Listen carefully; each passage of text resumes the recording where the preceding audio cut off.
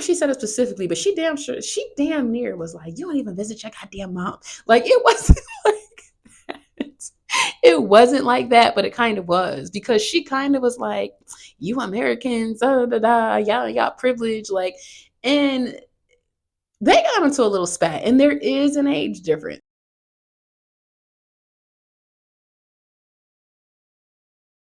Welcome back to my channel. If this is your first time, go ahead and hit the subscribe button. I drop book reviews twice a week at this point.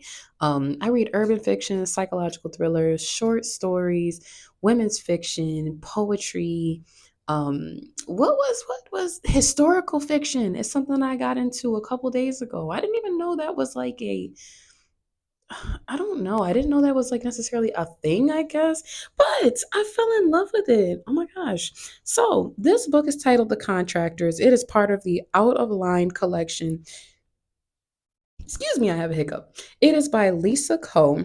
All right. Now, the book is 29 pages as well. I read it with Kindle Unlimited. It's also available with the Audible audiobook. So it says a split screen view of the tech industry's underbelly and the unifying campaign of two distant women seeking to expose their employer by Lisa Coe, award winning author of Believers.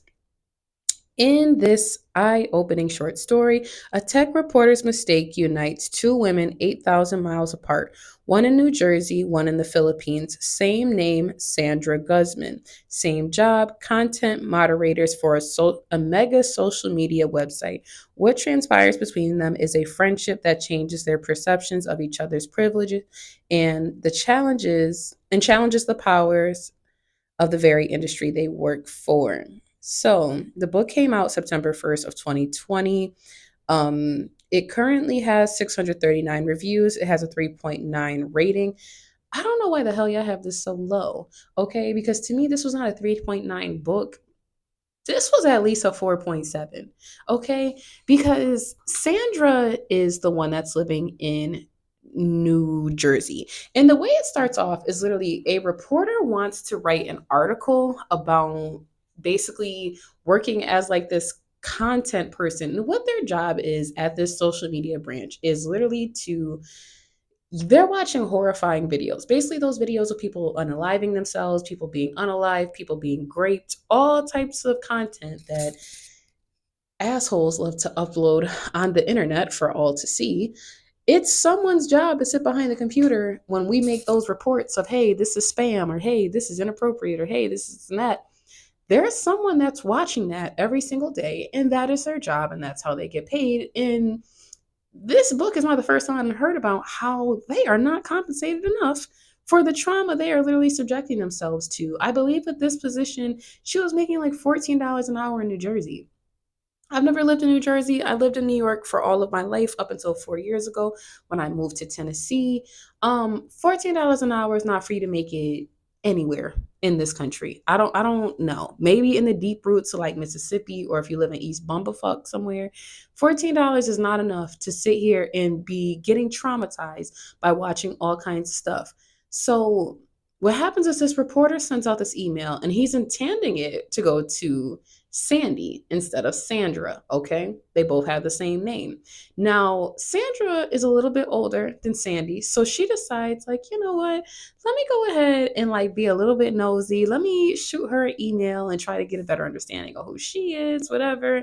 Because at first she's like, I wonder if my higher ups are like trolling me because I'm not meeting that, you know, mark of whatever it is they want me meeting every day for how much content I'm watching and how much whatever type of thing, right? What they end up discovering is that Sandy, okay, she lives not too far in a whole other country, 8,000 miles away from Sandra's mother. So Sanji is asking her, like, oh, when's the last time you came and visited your mother? And Sandra's kind of embarrassed and she doesn't want to tell her, like, I literally can't afford to. Like, my mom is over there sick, living with my aunt. I can't afford to come see my mother. I send her money. I can barely afford to do that.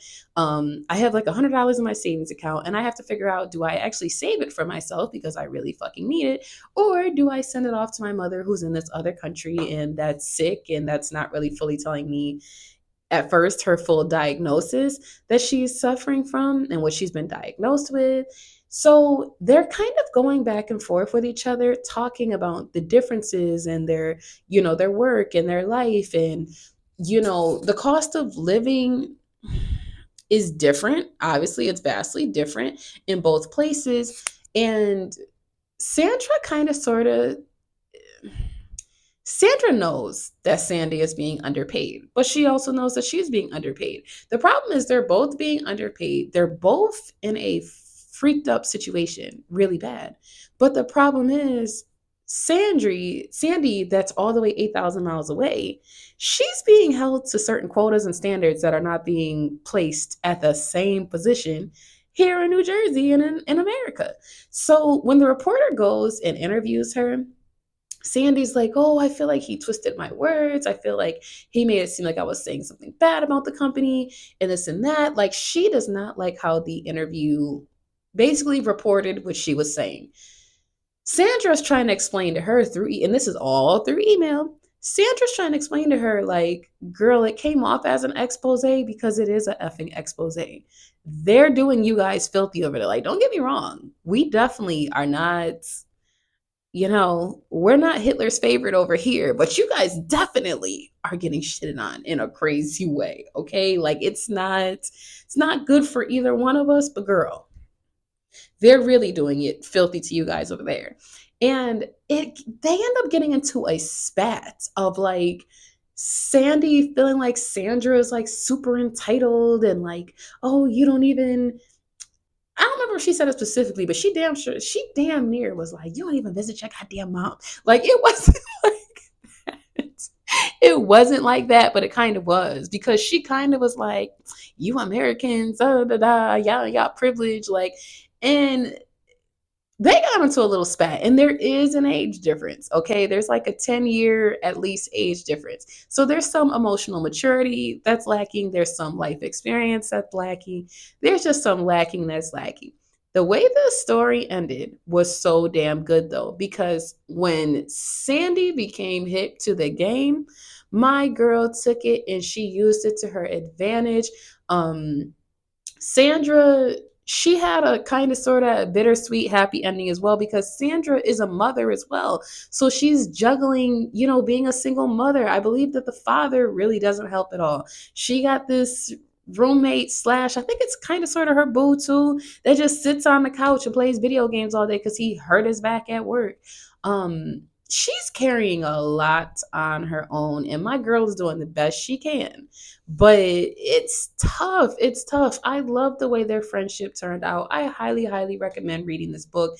It won't be the last time that I do read a book by this author. Now, I'm trying to double check because I think that I have either already started reading a book in this series. I actually did. So I read the book by Mary Gateskill, Bear Witness. I think I reviewed this book about 3-4 months ago. It was very good. It took 47 minutes of listening to. It says it's a 47-minute read. I'm currently reading The Shine, Pamela Shine by Kate Atkinson. This is approximately a 30-minute read. So far, I'm probably like 20% through the book, but I'm thoroughly enjoying it as well. I like this collection that they did. I really am enjoying it. It says about the collection, what happens when women step out of line and take control of their own lives? Big fears, small frustrations, and the power of hope collide as 7 award-winning authors explore the possibilities. From demanding equal pay to resisting a genetically engineered future, this collection offers up visions that are grimly funny, deeply touching, and chillingly conceivable. Like I said, I really did enjoy the one book, so that's what made me go ahead and decide, like, let me go ahead and give the other ones a shot as well. Highly recommend it. Let me know if you guys have read a book by this author before. Go ahead and drop a comment. Or if it sounds like something that you would read, go ahead and drop a heart below and just let me know, because I do like that feedback and conversation. When you guys are like, yeah, girl, I would read that book. And when you're like, yeah, this wasn't my cup of tea, but that other book you put me on to was. And that's really why I like reading these books and doing my book reviews, is because It's all about word of mouth. Of course, you can see like if an author's like really promoting their book and things like that, but it's all about us talking about it amongst each other as readers, as fellow authors. I don't know. I just get excited regardless. But my book, My Favorite Ex, it is a short story. Okay. Main character is Tiana and Calvin. So, book summary, I'm going to read it to y'all. Tiana knew better than to bring a man home on the first night, yet she still did it. Calvin's third leg not only made Tiana fall in love, but caused her heart and common sense to swap places. When Calvin shows his rear end, Tiana is devastated, but how easy will it be for her to walk away considering how many firsts she experienced with him? All right. And then it got a little cute picture of me on the back. But it is free with Amazon, Barnes and Nobles, Kobo, a bunch of other places as well, except for Apple. I'm gonna consider reformatting my book so I can get it on Apple. Apple wants me to take out my little hyperlinks that I have in there because they're like, you have links in here that are in direct competition with us as a competitor. And I'm like, all right, I guess I'll take them out. Like I haven't yet. I guess I'll take them out. If you don't want me marketing and promoting my book the way I want to, I guess I'll take them out, Apple. Not really, but maybe one day I will. My other books will be available on Apple, like Trapped by the Tennessee Trapper. That book, by the time you guys see this, is available for pre-order. It is hands down the longest book I have ever written. It's coming in a little over 100,000 words. So I am super proud of myself for that. I'm really grateful for how you guys have supported me. I have hit over 300 subscribers now. I am like super excited. My journey and my growth it's been a journey. It definitely has been a journey, but I appreciate every single subscriber that I have. I appreciate every single person that taps in, leaves a comment. I appreciate all the love I've been getting on TikTok. Like, who would have known? Who would have known? I'm just very appreciative. So, thank you so much for watching this video. If you haven't already, go ahead and hit the subscribe button, and I'll see you in the next book review. Bye.